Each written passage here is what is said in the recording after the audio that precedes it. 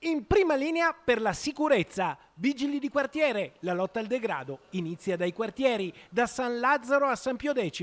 Qui siamo in via Rossini. Appena passano, gli agenti attirano subito l'attenzione dei residenti della zona che chiedono in cosa consista il nuovo servizio. Lei ci vedrà qua tutti i giorni, se la mattina fa il suo giretto per il caffè, il pomeriggio se si fa la passeggiata.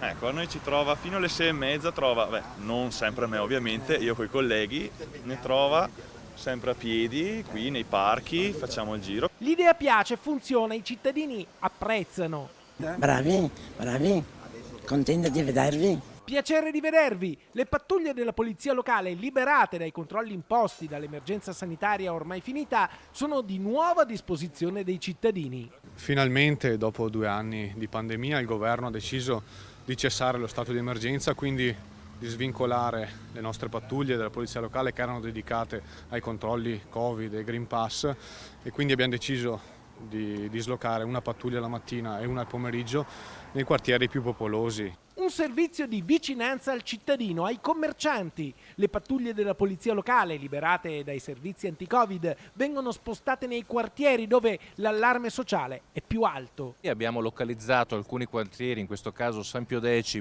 e San Lazzaro, su indicazione dei cittadini stessi. Da una settimana i vigili stanno girando nei posti più sensibili dove vive la comunità civile, in particolare quindi le scuole, le chiese, i parchi, i supermercati, per sentire le esigenze del cittadino. Noi adesso cominceremo con questo servizio in questi 2 quartieri che sono quelli più popolosi, ovviamente San Lazzaro e San Pio X, e offriremo una copertura che andrà dal lunedì al venerdì, dalle 8:30 alle 12:30 e nel pomeriggio dalle 14 alle 18:30, alternativamente nei 2 quartieri, in modo tale da garantire comunque la massima copertura delle 2 aree. Insomma, gli agenti di polizia locale diventano un po' più vigili di quartiere, vicini alla gente, a contatto con i vicentini, che così possono trovare nelle forze dell'ordine un punto di riferimento costante.